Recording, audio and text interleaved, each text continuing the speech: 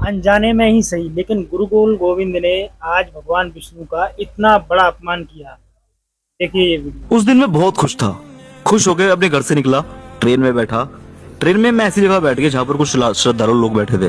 वो हरिद्वार जा रहे थे एक्चुअली, और मैं वहीं बैठ गया। अच्छे से बात कर रहे थे, वो मजा आ रहा था सुनने में। तो मैंने ऐसी बातें बातें में पूछ लिया उनसे, जो हिंदू थे, हिंदू लग रहे थे। मैं कहा, अंकल जी कहाँ जा रहे हो? हरिद्वार जा रहे हैं। क्या करने? गंगा में नहाएंगे, अपने पाप धुलेंगे, और क्या करेंगे।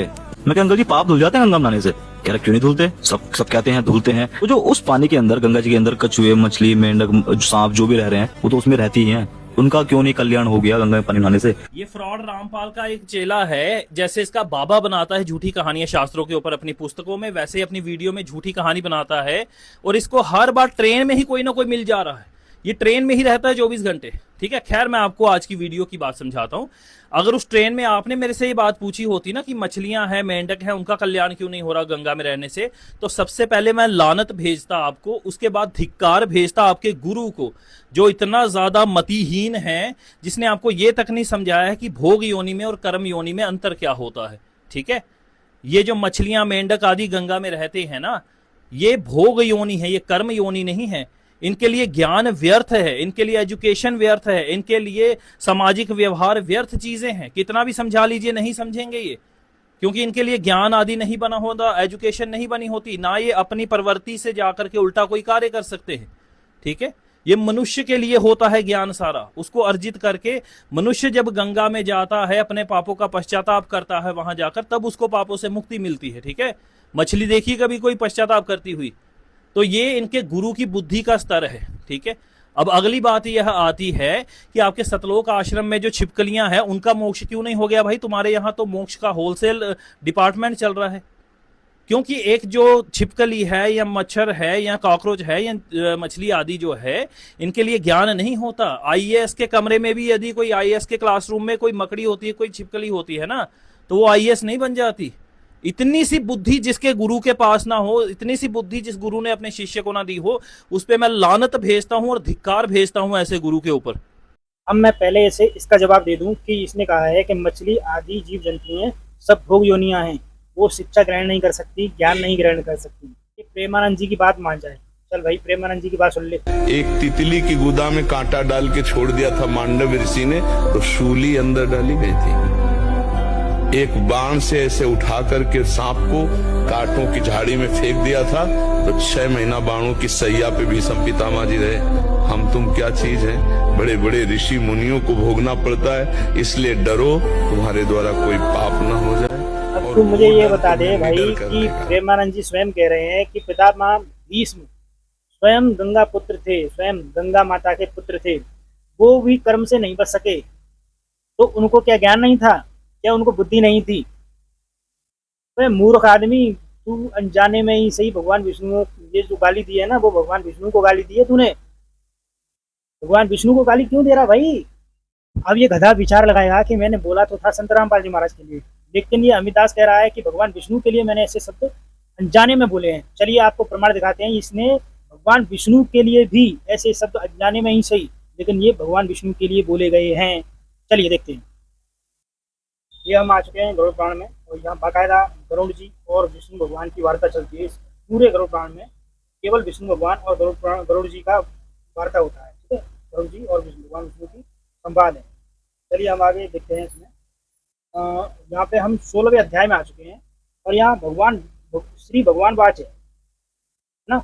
आप पेज नंबर भी देख लेना। ठीक है, और गरुड़ पुराण 16वां अध्याय, 16वां अध्याय इसका के श्लोक है। इस श्लोक में बताया जा रहा है, भगवान विष्णु बोल रहे हैं, यहाँ पे बोल रहे हैं कि एक उदाहरण पेश कर रहे हैं कि यदि मिट्टी और भस्म के धारण करने मात्र से मनुष्य मुक्त हो जाए, तो मिट्टी और भस्म में शयन करने वाले कुत्ता भी क्या मुक्ति प्राप्त कर लेता?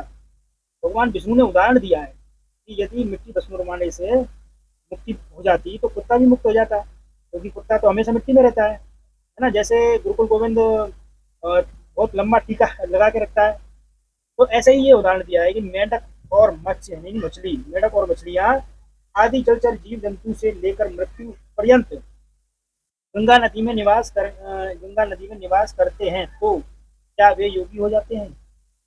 भाई ये बात कौन बोल रहा है? और यही बात वो सामने वाला व्यक्ति समझा रहा था कि भाई ऐसा गंगा नदी में गंगा नदी में जो मछलियां हैं, मेढक हैं, वो मुक्ति प्राप्त नहीं कर पाते, तो तुम्हारी मुक्ति कैसे होगी, है ना? ये कौन बोल रहा है? भगवान विष्णु। तो भाई भगवान विष्णु को भी तू अपमानित कर देता है यार।